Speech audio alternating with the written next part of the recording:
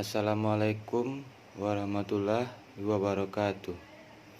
Perkenalkan, nama saya Lizia Febrianda, nomor PP 14 10 11 52 61 0279. Saya akan membacakan hasil UTS APSI saya yang soalnya telah diberikan oleh dosen pengampu pada studi online. Jawabannya yang pertama adalah jelaskan apa yang dimaksud tentang sistem informasi. Sistem informasi adalah kombinasi dari teknologi informasi dan aktivitas orang-orang yang menggunakan teknologi itu untuk mendukung operasi dan menjalankannya. Yang kedua, analisa dan perancangan sistem informasi adalah proses penguraian suatu pokok dan menyelidiki keadaan yang sebenarnya dalam sebuah entitas atau guna mencari indikasi komponen dan unsur-unsur penting dalam membangun sebuah sistem informasi. Yang ketiga, aliran sistem informasi lama. Aliran sistem informasi lama ini sebuah gambaran yang masih menggunakan proses manual. Yang keempat, aliran sistem informasi baru, sedangkan aliran sistem informasi baru sudah menggunakan proses komputerisasi. Yang kedua,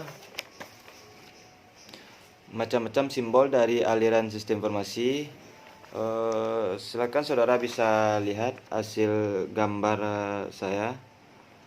Berikut contoh-contoh simbol dan pengertiannya. Yang pertama, simbol proses manual digunakan untuk menggambarkan kegiatan. Yang kedua, proses komputerisasi yang dapat dilakukan secara online. Yang ketiga, dokumen merupakan formulir yang digunakan untuk merekap data. Yang keempat, garis alir menunjukkan aliran suatu arah proses pengolahan data. Yang kelima, arsip untuk menggambarkan penyimpanan data.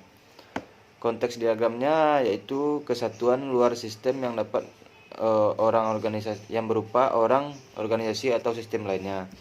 Yang kedua, proses kegiatan atau kerja yang dilakukan oleh mesin atau komputer dari suatu arus data. Yang ketiga, arus data mengalir di antara proses simpanan data. Berikut contoh data flow proses menunjukkan transformasi dari masukan menjadi keluaran.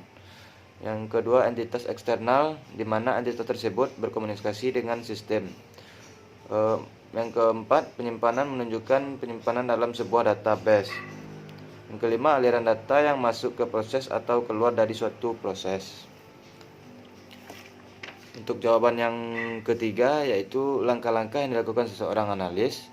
Yang pertama, mengidentifikasi masalah, dan yang kedua, memahami kerja dari sistem yang ada. Yang ketiga, menganalisis sistem, dan yang keempat, membuat laporan hasil analis. Berikut contoh jawaban soal yang keempat. Dapat dilihat pada sistem belajar online-nya. Ya, tidak memperpanjang, berikutlah hasil ujian UTS saya. Apabila ada kesalahan kata, saya minta maaf. Assalamualaikum warahmatullahi wabarakatuh.